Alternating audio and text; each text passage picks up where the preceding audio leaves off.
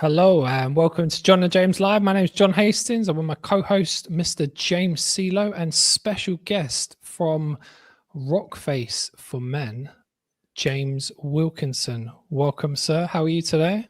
Hi, guys. Very well. Yeah, good to be the second James on the call. I know we have a lot of James, don't we? The James Tag, James Collier. Then we've James just loves Jameses, don't you? So James, I went out just a minute ago. Went to Boots, checked you out on the shelf. Went to Sainsbury's. So Rockface for Men, if people don't know, you've got the deodorants, you've got the moisturizers, you've got the shower gels. It looks fantastic. I went out there, looked at the shelves in there. One thing that struck me straight away is how hard it must be to even just get on the shelf in a big, on a retail place like Boots or Sainsbury's. And secondly, the competition there, James. So tell us about your journey coming into Rockface. Yeah, I mean, guys, it's a bit of a David versus Goliath sort of isn't it? I mean, like a lot of founders, I started off at one of the corporates. I started off at L'Oreal, earned my stripes on their grad scheme, and then transitioned to be the brand manager for Armani fragrances. So a bit different back then. Had, I think, an £8 million marketing and media budget behind me at the time.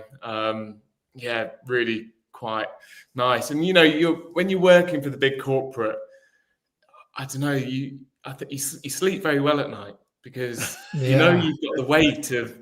It's a different kind of relationship because you know that when you're walking into conversations with Boots and you're thinking, well, if this one doesn't go so well, you've got the weight of all of the other 24 brands that L'Oreal owns behind you, and there's always a few strings to pull. So I think running a challenger brand, my take on it is you just got to always be really squeaky clean. Never run out of stock. That's almost my worst nightmare. If you run out of stock, that's a missed sale, and then retailer can use that against you.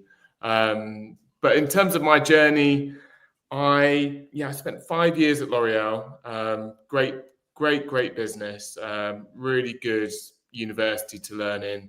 Very ambitious people. And I remember the grad scheme being a bit of a dog eat dog sort of thing. There was 130 interns. I think there was 30 grads to get a full-time job. So that was always quite nerve-wracking when it came to the end of that. And then I had a bit of a sort of mid-20s crisis. I thought, you know what, do I love the beauty industry, firstly? And then I thought, do I even like marketing? Sort of probably like a lot of people, fall into the first job a little bit. I joined a consultancy that specialized in what they call innovation and proposition design. And the best way I can coin that is startups, building startups for corporate businesses. So incubating young ideas, defining what they look like. And it went completely against what corporates are known for. We try and launch a product in 90 days, get it out to market, test it, and then start to iterate it. And I was fortunate enough to be industry agnostic at that time. So I worked on, they called us sort of the naive idiots sort of thing, like come into the room and ask the question that no one had ever dared ask these sort of senior leaders and things like that. So worked on insurance, finance, FMCG, more sort of tech businesses. So my last project was a combination of TK Maxx and Alibaba working together to try and make their physical store as smart as their online store. So, we've all got Google Analytics for our website. We had around the store trying to map where the heat map was, where the people footfall was around the store, and partition that onto a dashboard. So a store manager could say, actually my average age of my customer in TK Maxx Leeds is 45, not 36, which is the average for the total. But I'll pause there. That's a bit about me and my background. So before we go on then, James, let's just clarify FMCG. What does it stand for? FMCG stands for fast moving consumer goods. And the other acronym for the industry is CPG, consumer products goods. And it basically means anything that's going onto the shelves and it's turning stock quite quickly. And it includes a lot of your household names, the Unilevers of this world, Dove deodorant, Hellmann's mayonnaise, Heinz with their ketchup. All of those sort of names would be categorized under the FMCG broader band, so to speak. And I'm assuming it's a very kind of unique sort of ecosystem, that there's specific kind of criteria that go into that there's very different ways of operating, and it's quite a unique kind of situation of having a brand in that sort of sphere. Would that be true, as opposed to maybe other definitions? Yeah, I think so. I think the whole market is split. So you've got your big behemoths, Unilever, Procter & Gamble, Johnson & Johnson, Coca-Cola. Those are the sorts of names that come to mind. And then you've got brands like Rockface, and obviously there's other brands, other brilliant challenger brands like Bold Bean & Co. And you've got Trip in the drinks industry. Typically, we work a bit differently. So we'll leverage a third-party manufacturer when we start to set out. You don't want to obviously outlay a large amount of fixed investment in a new factory or a massive warehouse when your product is relatively unproven. And then, if you're really successful, we've just recently, Wild Deodorant, which is a sustainable natural deodorant, they've just got bought by Unilever, for instance, and Unilever will be taking them in-house under their sort of bigger umbrella of brands and then scaling them internationally. So I guess that's a bit of a summation of the category, the industry. Because that's what I noticed, James. You was next to like Bulldog, seemed to be quite close to you, and then I checked them out. They're owned by Edgewell, aren't they? Is that the same type of thing as Unilever, that they just buy up these smaller brands that are doing quite well and then accelerate them? Yeah, and I think they're looking for brands that have clear differentiation in the category. They're looking for brands that have a good customer user base. They also look at an increasing sort of acquisition objective is brands that have a large CRM following and social media following. So they've got these tick criteria that they're looking to achieve. Obviously, scale is one of them, and the speed of growth is definitely one as well. But it's it's a competitive market. You need to be I always challenge my team is we need to be 20% better across everything, because when I was at L'Oreal, £8 million media budget, you could put that out there, and that probably the most of the UK would see that a few times over on the ITV X Factor TV spot or something like that. And we always know that whatever we do, we need to be squeaky clean across all of the platforms. And you hear of sort of industry experts and amazing sort of people in the industry, and they're always talking about two things. You need to ensure that your net promoter score is good, and essentially how we would measure that is what's our average star review out of 5. And so for Rockface, it's 4.8. And then the next thing is, what's your repeat rate? So as of the customers, that is another meaning for loyalty, but effectively in the marketing world, we always think of things as a funnel, and a challenger brand can really dominate a sector by looking after its bottom of funnel. So for if 10 customers come in the top and try your product, the best challenger brands will make sure that 9 of those customers repeat buy your brand. So how can you make your customer feel special across all of those touch points is really my golden rule. Paveen said, sorry, James, just a quick question from Paveen. I would think that just the brand name would be the hardest thing. Was that something? Is that something that is takes quite a lot of time to come up with in terms of brands name? How important is it, and how did you come up with rock face? Where'd that come from? I think, yeah, I mean, a brand name is obviously really important. However, you do have two schools of thought. You have one school of thought is, let's make our brand name relevant to the product that we're selling, or let's make our product. So, for instance, Bold Bean would be, bean is in the name. That's what they're selling. They're selling kidney beans and stuff like that. But then also you've got brands like Zoopla, means nothing, right? And of course, yeah. I think these short names that almost they almost sound like a thing. Zoopla sounds like you're being speedy through a process. And I think they were probably trying to get across that message in terms of being speedy to market. They flip your home, they get that sale through for you and that sort of thing. So how we came up with the name Rockface, I think I don't know if it would be called Rockface now if we were doing the brand name, but it was all around having that element of masculinity. We are in a different age of masculinity now, but rock and face, we're almost playing with the hard and the soft. Play on words, I like that. So we're playing with the hardness of potentially being a man, and again, we won't touch on what masculinity means right now, but almost like the soft element of hard but soft face. Yeah. Why would you change it? Sorry, James. Why would you change it? Why would you change it now? What would you do? Well, I love the name Rockface. I think sometimes, so Rockface, one of our key things, we're all about the scent, particularly since I've been on the brand, I've steered it in. We started using the same fragrance house that I used when I was on Armani fragrances. And we create an amazing aftershave scent and then put it into what we call your everyday essentials. So, and I think one of the magic codes of Rockface is that, a lot of men won't wear an aftershave every day.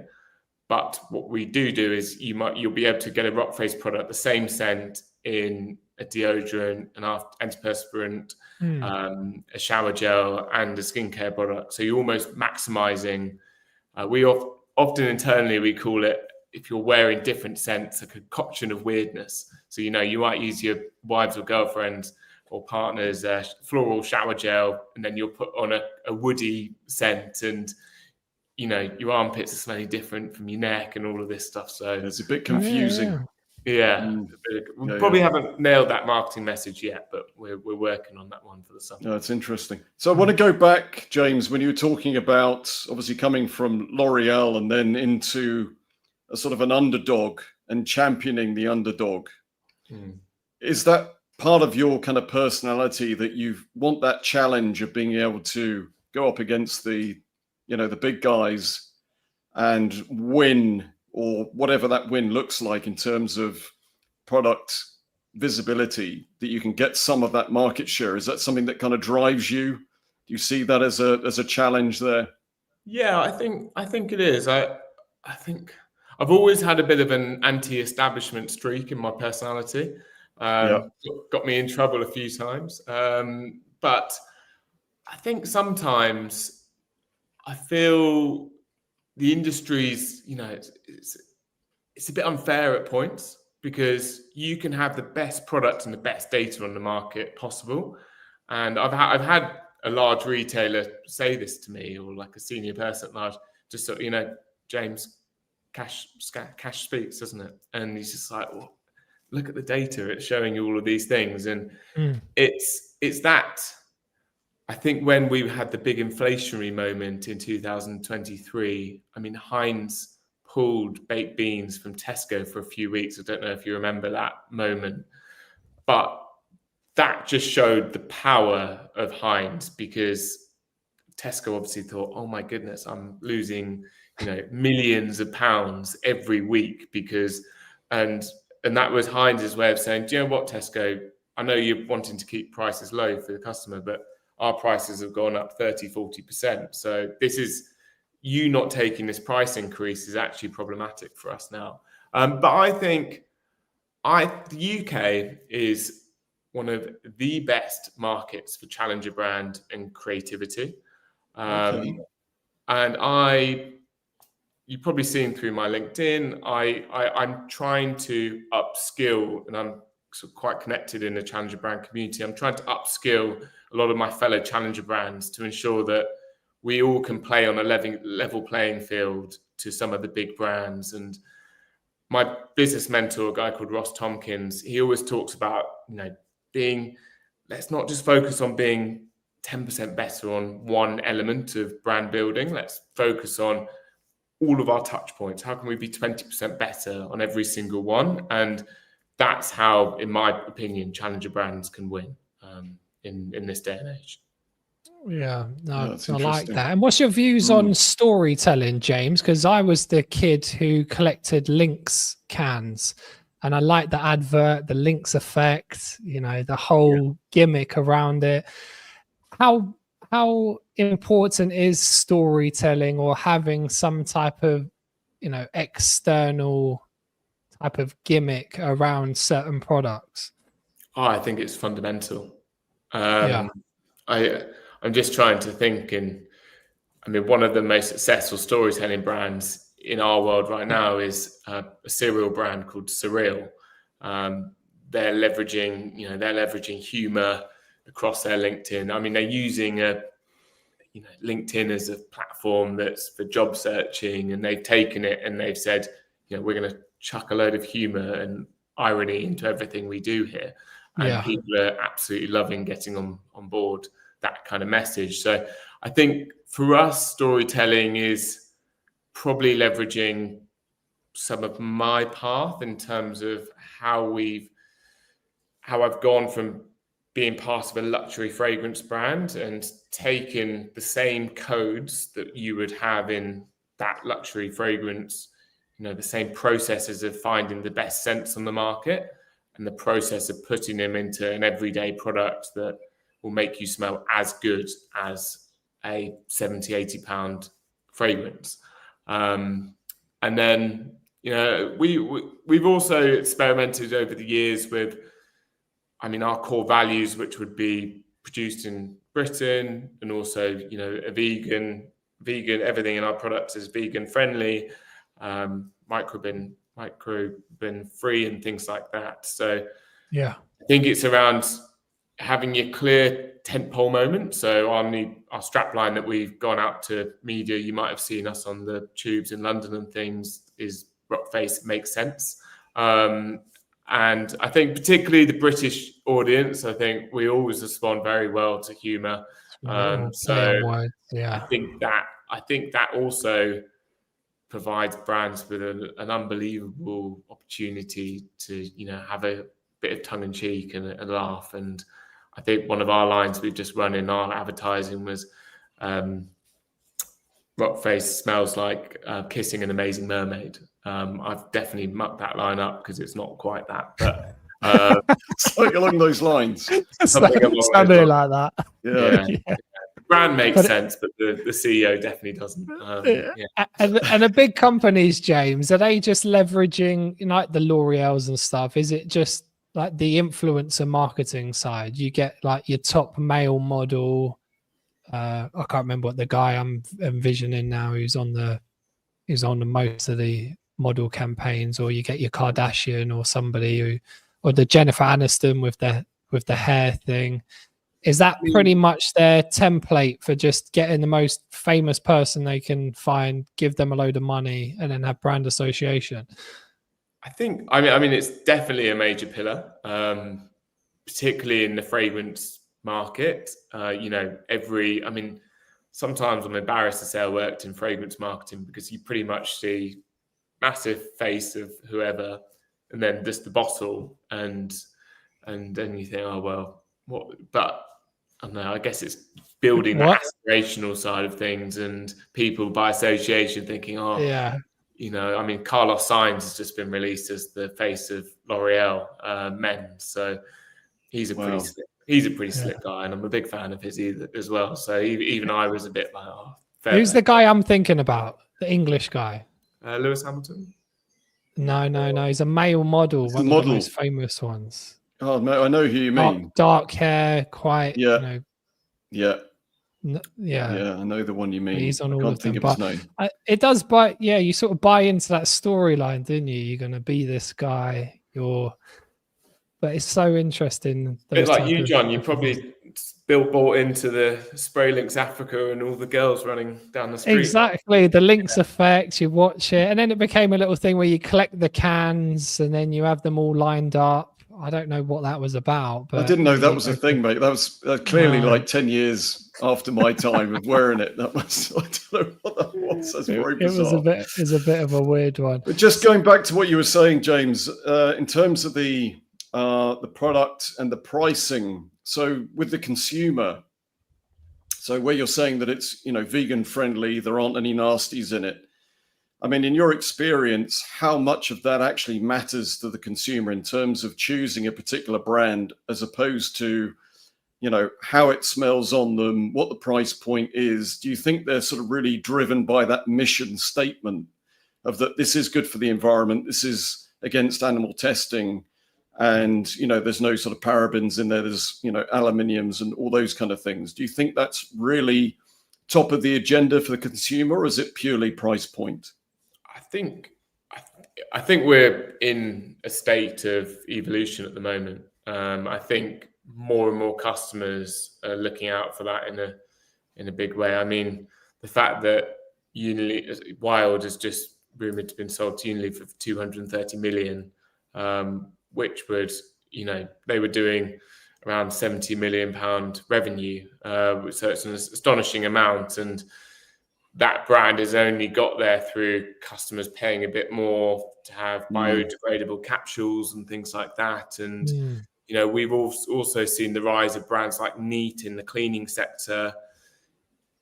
There's a big refillable market in the detergent space and things like that. So I think customers are increasingly, obviously, the pound is being pinched for a lot of consumers at the moment. And we have to be, when our prices increased about 35 to 40% 2 years ago, we chose to absorb that as a brand in the short term and not pass that on to the consumer. And we did that because we were conscious of, one, as a challenger brand, we weren't sure if our consumer would be, willing to pay the increased price for our products. But we know that the UK audience, I think money is tight at the moment. And so that's another reason why storytelling, back to your point earlier, John, is so important, creating that personal side of the brand. And there's two schools of thought as well. There's a lot of founders that start brands now and they are the face of the brand. But what that does mean is that if you do get acquired or there's a change in ownership structure, then it becomes very hard to decouple the brand from that individual and make it, a standalone brand and not just about the person. So I think the world of influencer marketing has completely transformed our sector as well. We've obviously, you can tap into different tribes of followers of people that believe in different things. So we might, as a brand, have one influencer tribe that absolutely loves the sustainable nature and the natural element of a future product. We might have one that's an absolute fragrance connoisseur and they just want to smell like a cheaper version of or more affordable version of Sauvage. Would be the way my marketing person would want me to say it. If you could get some sort of brand relationship with Alex Arnold, who did the El Capitan or Free Solo, that's just I'll chuck that one out there, mate, for you. That's a freebie for you. But freebie, something like that would be incredible, wouldn't it? Holy moly! I don't know though, James, because it's one of those people that not many people know, isn't it? So it's difficult. I'm interested to see is it really hard to build communities around these type of brands now and any brand loyalty? Because when I went to the Boots now, we had your brand Rockface there, and then next to it there was half price for FC UK and Ted Baker. So it was literally half the price of yours on there. Does that make things quite difficult. Like you really do need a very strong community, don't you? If people are just going off price, it can be quite difficult. Yeah, and the way we would think about it is you have your two or three tentpole moments in a year. So when you go on things like media, you want to ensure that you've got that end of shelf promotional space. You want to line everything up so you've got the great price, you've got the great media, you've got a load of PR out there, and all the press are talking about you.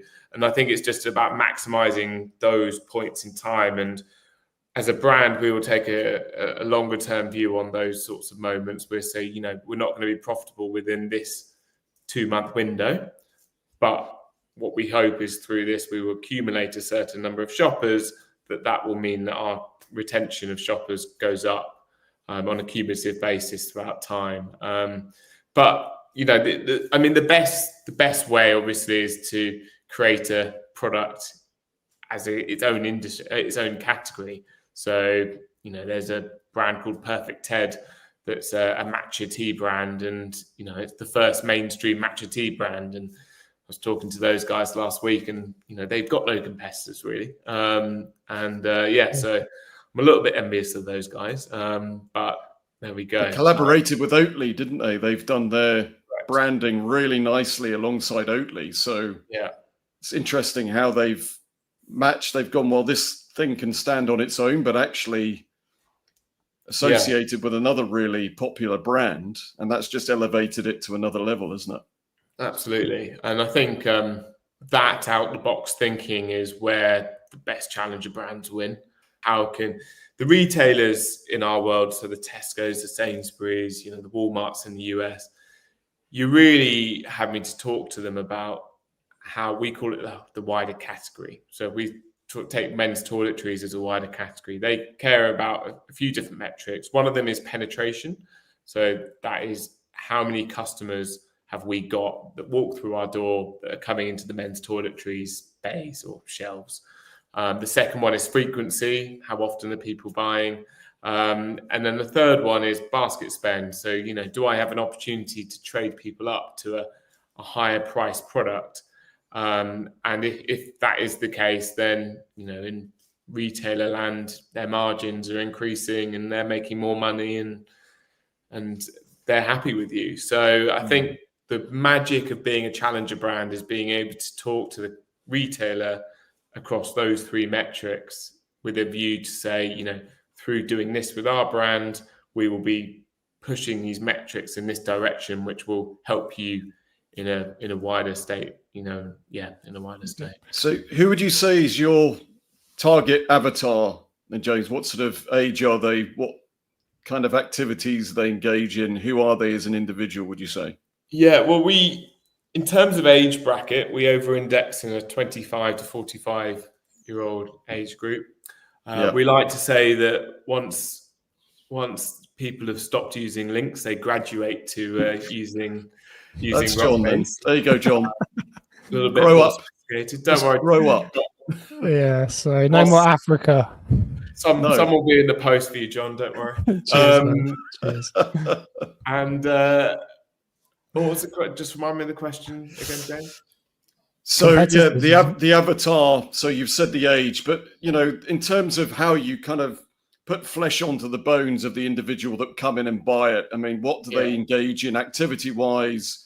The types of let's say magazines or websites that they go on. What does that kind of flesh that avatar out for us? Yeah, so we like to say Rockface is for the everyday guy. Like, we're not going.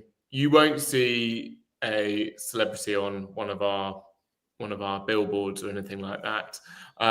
We also like to say that Rockface is, our brand persona is Andrew Flintoff, the cricket player. We say that because we think he's got that northern tongue in cheek. He's very likable. He's the type of guy that you can imagine going down the pub with to have a beer, and he'd make you feel good, and you'd have a few laughs doing it as well. Our man is active. I think the biggest thing that I always challenge the team on is get out of London. London is very much a microcosm of a certain type of customer. Yeah. They are more sustainability focused. They are less price. They're more price sensitive. Okay. So, for instance, our PR team are based up in Manchester, and our content team are based up in Leeds. And I think what that does is, and our media buying agencies in Birmingham, and I've done that very purposefully because I want to bring that sort of out of London perception of what the UK audience is into our planning and things like that. Because I think a lot of brands can slip up on the banana skin of being very, very London focused. A lot of entrepreneurialism is in London, and there's all of that echo chamber impact of people talking, people like me talking to other people in London saying about this, and then say, oh yeah, great idea, let's roll that out. It becomes a bit insular, a little bit sort of, like you said, you're not looking at the bigger picture stuff of what the ordinary man's doing out on the street. So people smell worse up north, don't they? So it should work. John, I'm saying I've got no comment on that. Dude. It is cooler, so they probably smell better. Yeah, they probably smell better. So I'm coming to you, James. I'm a challenger brand. I've got this brand called Bio. It's for teenage boys. We're a rebellious brand. We want to go big. Where would I start? And do I need to try and get into Boots, or should I just sell on TikTok? I love this. What do you do? I feel like I'm back in a McKinsey interview. I would say at the start, you want to define a small group of community. You want to nail what your unique selling point is. I would say, back to my consultancy days, what we used to do is we used to test, in our world, we call it A/B testing, but test a few different messages in a very low cost way across platforms. You mentioned TikTok there, and just start pushing content out and have obviously a direct to consumer website. So, Shopify is the best known, in our category, and you want to have really good CRM plugins there. And what I mean by CRM is customer relationship management systems. Essentially, as soon as someone's landing on your website, how are you capturing their data and things like that, and you want to just be so slick with, as soon as they purchase a product, are you following up with them? What value add opportunities are you doing? Particularly in those initial runs of production, I think you can afford to put an element of personalization into the product. We produce on 25,000 unit runs most of our products, so there's very little opportunity to make something personalized. But if you're producing 100 products at a time, how can you make something really personalized, particularly if you've got a high priced product where you can put a little message in from the founder or something like that. But I think you want to start by, if you are entering a category like ours where there are incumbents, how are you positioning yourself as us and them? All of the best marketing books, such as Eat the Big Fish, they all say how are you. One of the sort of the mindset or the methods around it is actually defining who your enemy is. So if you know who your enemy is, the antithesis of the message that you're standing against. So I've just seen no boys going to buy, but this is fantastic because Paveen is a lady and we're going rebellious. So we want women to think that. This is perfect already. Hairbrush, yes. It's not an exhaustive market bit of research, but apart from that. See, it's creating, is it the polarization, James? Is that what I'm doing here? We're creating that storm, that love and hate.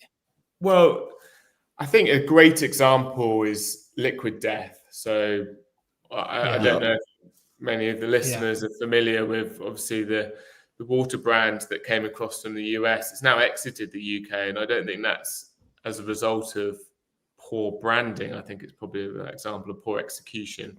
But Liquid Death, you know, every other water brand, Buxton, Evian, it's always been in these white, clean bottles.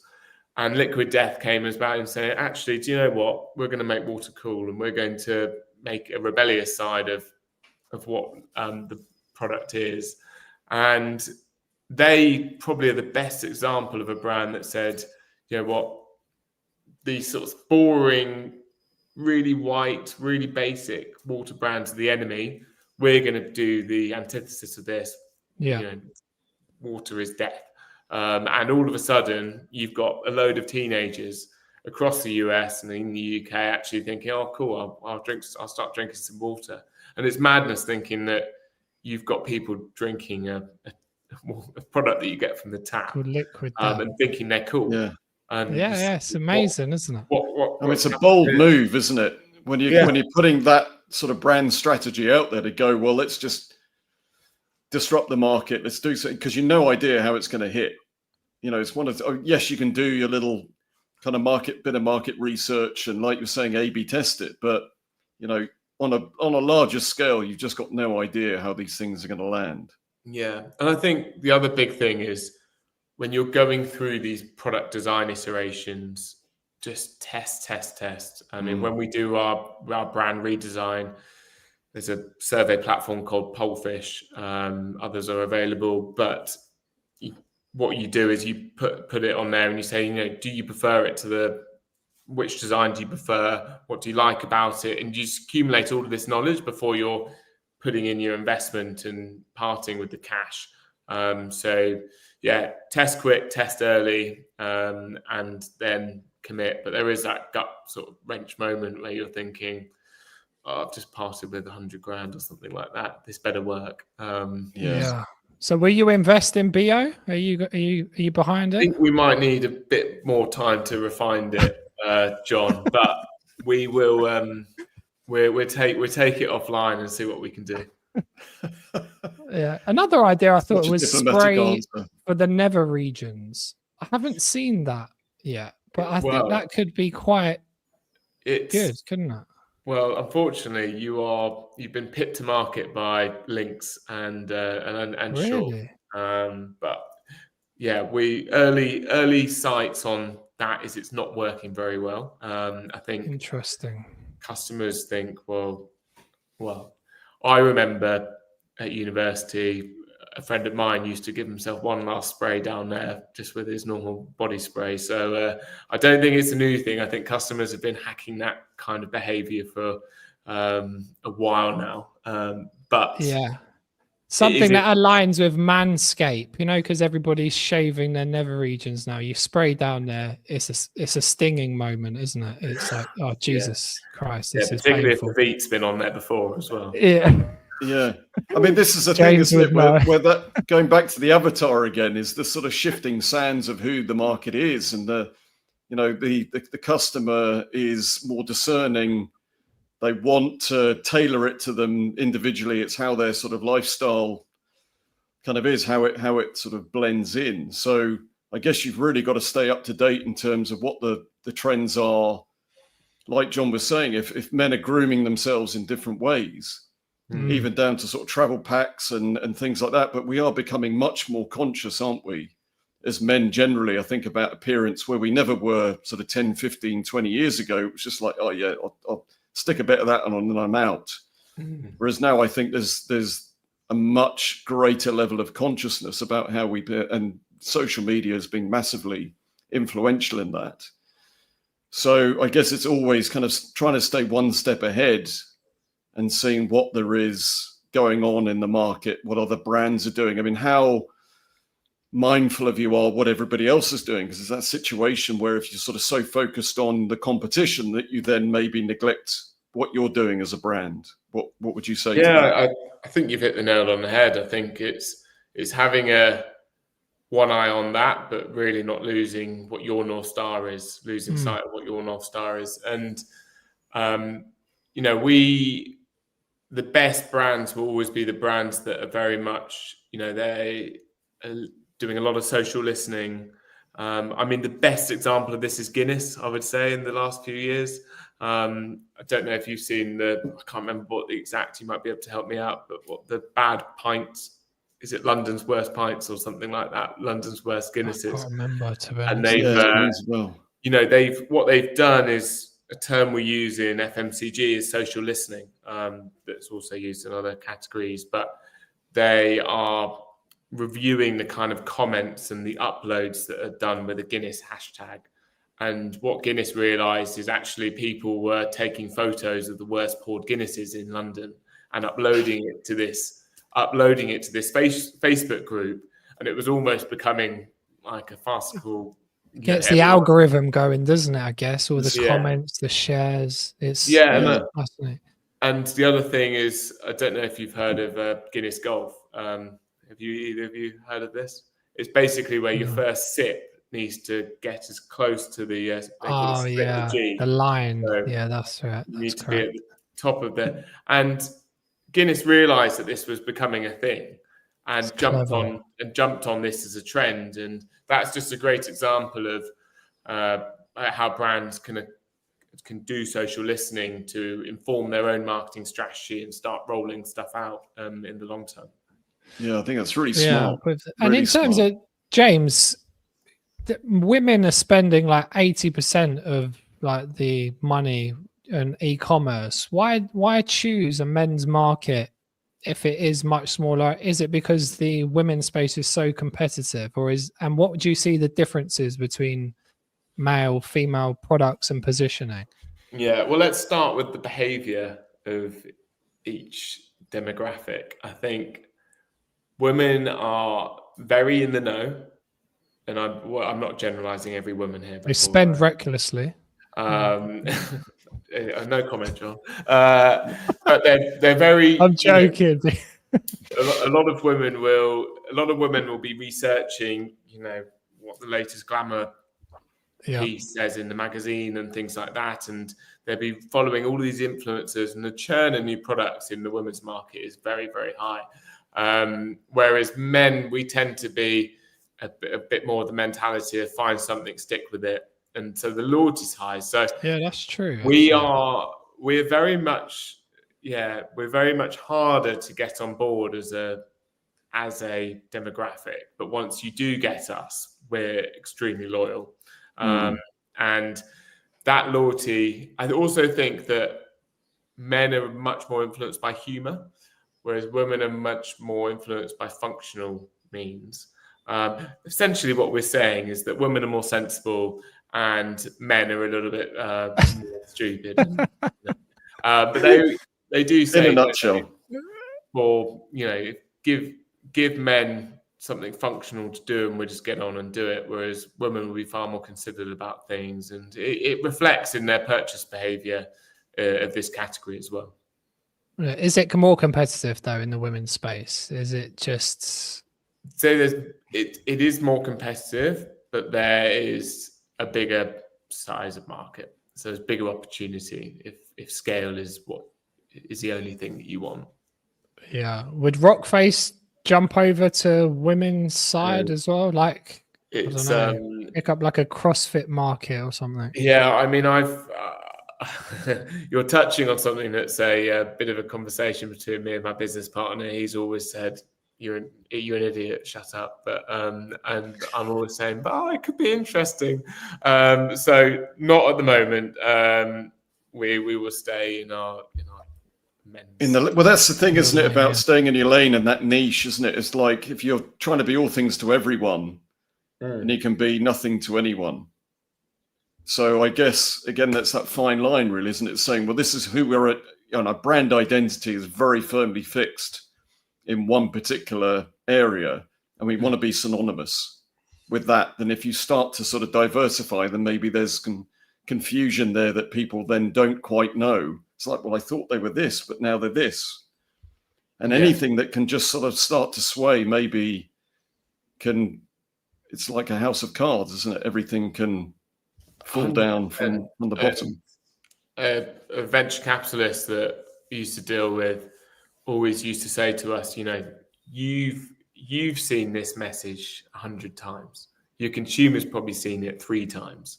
So guys, I know you're bored of it internally, but actually, to your point, James, you need to continue just to be consistent and also look at fun ways and tweaks to deliver that message. So we've just ran our out-of-home advertising campaign across London. Maybe next we will be doing a festival in the summer, and that will be a very different kind of activation, but it would be more of a tongue-in-cheek activation in terms of, I don't know, we've not got this planned, but superimposing like a background on someone of where they might be taken when using our fragrance or something like that. Yeah. I think at this moment I jump in with Red Bull as a fantastic example. I mean, they're basically an energy drink, but the ecosystem that they've created around this product is now unrecognizable to the product in its own right. I mean, when you think about a can of drink and you look at what else they've done around is genius. So anything, I think, that you were saying, is anything that can be created around the product that then starts to imbue itself into other areas, that it's what it says about you as an individual. It's like, I'm the kind of guy that would purchase this particular product. It's that identity, isn't it? That what it says about you as an individual. So it's not only the fragrance that I wear, it's not only the skincare that I have, but these are the activities that I engage in whilst having that product on me. Yeah, 100%. So very firmly anchoring it to that as well. Anything around that just to sort of broaden the horizons, I guess. Yeah, I mean, let's go back to Red Bull. They're a drinks brand. Well, they're a content production agency disguised as a drinks brand. And what they've done is they've just obviously, partitioned off all of those different tribes of people. Whether they're really into the extreme sports of things, whether they're just, watchers of F1 racing or anything like that. And they've stood for something bigger than what the drink is. And I mean, that Red Bull is one of the best case studies in the world, isn't it? It's just, it's just unbelievable what they've managed to have done. Do you think going back to the influencer marketing, I always talk about the Kardashian effect. She can release any product and overnight it's like $1 billion company. Do you think it's better to create the community and audience first and then think about products later down the line? Or is it much harder to just start from scratch?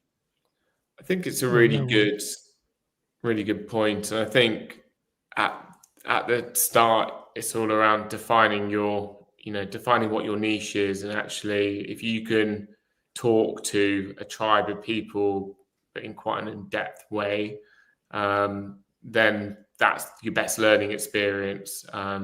If you were starting BO today. And then later on, it is always such an opportunity to take a brand and then, but the brands do fall into traps sometimes, though, when you become the personality of your spokesperson or your ambassador, and actually the brand then struggles to appeal as anything else apart from. I'm just trying to think of an example, but someone might say, if Rockface brought on Peter Crouch, everyone might think, that's the Peter Crouch brand. And then once Peter Crouch is not our ambassador in a few years' time, we're still the Peter Crouch brand. And there's I think Dior were in danger a few years ago. If the Amber Heard case had gone a different way, Johnny Depp was obviously the main face spokesperson of Dior Sauvage, and you always carry the risk of what that reputation of that ambassador is going to be. And if it does come crashing down, then your brand can also lose a lot of good faith at the same time. Seems to be that with Nike and with other, people that people are always going to be involved with controversy, aren't they? They seem to be able to roll. Depends how big the brand is, how long they've been going on. Look at Budweiser, for example. I mean, that's a clear indication of. I don't know if they bounce back though. Have they? They probably bounce. People forget. Everything's so fast paced now. Do you think people just forget? About that light incident. Yeah. yeah. I mean, that was would that stop me from buying a Bud Light if I drank that? I don't think it would, to be honest. I don't really that bothered about that type of stuff. If you like the drink, is that the kind of thing that keeps you awake at night, James? Is that sort of stuff that you think about that troubles you in the wee small hours? No, mainly cash flow and things like margin, that. Yeah. Going into that, James, what is the entrepreneur life? James and I have been running our own businesses for like 20 years. We know how difficult it can be. What is it like going from a corporate where, you know, your salary comes in every month? I can imagine myself, I don't know if I've got the balls to take the leap if I was in that position, knowing what I know now about entrepreneurship. How hard is it to transition from one to another? With most things, there's a lot of balance here. You know, I've never, when I was in corporate, I used to sort of lie awake on a Sunday night, really dreading my work. I think the biggest advantage of working for yourself is you can define what your Monday morning looks like, and you know you're never going to get blindsided by anything. Which often, you know, in L'Oreal, there were elements of Devil's Wear Prada culture there, where, you know, something would come in on a Wednesday afternoon at 4 o'clock, and you'd have to get it done by the end of the working day. I remember one time I had to get something signed off by Giorgio Armani, obviously himself, who lives in Italy, and he goes on a 1 to 2 month holiday every year in August. And I remember just turning around to my creative agency when we had one opportunity to show him the advert before and get it signed off to go on TV the next week. And anyway, it wasn't right. And I just turned around to my ad agency and says, guys, I've got to have an advert tomorrow morning. And they just worked all through the night and to get it done. So, you know, the advantage of like being your own boss and running your team is you can always, you know, you always plan for that. Decision making is really quick. And, you know, the hierarchy of decisions is pretty much non-existent. The things that have stressed me out over the years are, well, when we had the Russia war kick off, you know, our costs went up 30-40%, and we were span into a situation where we were in an emergency trying to negotiate with all of our retailer partners right there, and rightfully so, all of our retailers were saying, well, our costs have gone up X amount as well, and therefore we're not going to accept this. And you're looking at your cash flow, see it dwindling all the time. And and there have been times where a few months ago, before we did our fundraise, I chucked in some money to meet payroll and things like that. And I think it's just it is the story of a lot of founders, a lot of CEOs. But then again, the breadth of what you can get involved in a smaller brand is just so vast compared to being in potentially quite a narrow lane at a larger corporate. So pros and cons, guys. But generally, I think the pros outweighs the cons for me. So positive. And a self-awareness question for you, James. How would you categorize yourself? How would you describe yourself as a leader? I think my biggest strength's probably my biggest weakness. I'm quite empathetic, so I always tend to worry about individual team members. I probably pick up on the smaller bits of behavior and probably amplify that in my mind to say, oh, there's a problem here, and there probably isn't. Someone's probably just had a bad night's sleep or something like that. I'm learning at the moment. I mean, I've managed teams before, but as I say, as Rockface scales, and I think, as Rockface scales, I'm just trying to do the best I can, have external voices. I'm lucky enough to have a few senior board members that I can bounce ideas off. I think the combination of youth and seniority is a really interesting one. I think the big things I've learned, so Rockface was one of the founders of Rockface was my dad. And the big thing I've learned from him is that, never react in the moment. You get a nasty email from a retailer, take the night off, close the laptop, and back. And I think I've definitely worked with people that, the keyboard warriors want to go back straight away. And I think I'd like to try and transcend a level of calm into the team. And at the end of the day, it's so cliched, but we're not saving lives in my line of work. I would love to be.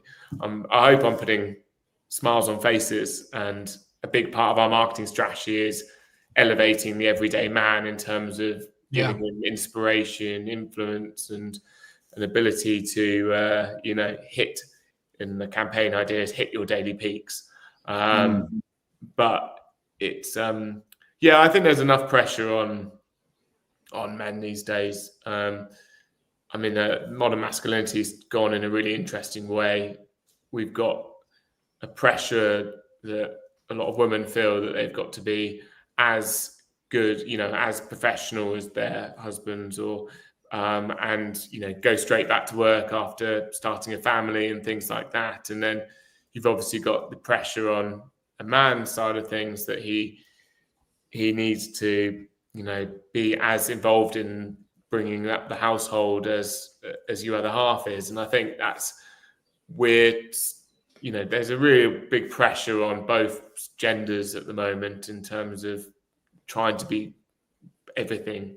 And it does create, I think that is a really interesting space. I think Rockface can play in the future is just to ease that pressure on men, whether it's bringing certain influencers or ambassadors into talking to every to that point, James, I'm just thinking, like men's mental health, for example, is that something that you could see the brand becoming involved in some way in terms of a mouthpiece or an association with that? Or is that something you'd sort of would maybe push back against? Because I don't know, it can be seen as this greenwashing a little bit and a bit woke, that brands get behind these sort of things just to promote.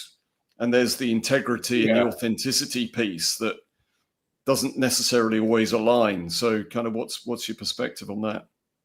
I think when we set out, myself and my business partner, another James, we set out and we said we wanted Rockface's brand purpose to be men's life hack to looking and feeling great every day. And I think that the balance you have to strike as a challenger brand is not expanding beyond your core too quickly, and losing sight of, it's a bit like that venture capital piece I just mentioned. Consumers heard your message 3 times, you've heard it hundreds.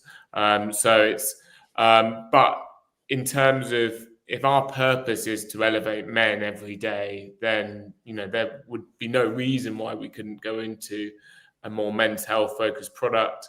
My business mentor, a guy called Ross Tompkins, he's an unbelievable inspirational speaker, talks around his struggles with testosterone replacement therapy, and off the back of that, he founded his business called Alphagenics, which obviously... I know Ross. I do know Ross for full disclosure, Yeah. So, and I think where brands win is where there's such an authentic story like Ross's, where he's been through that struggle.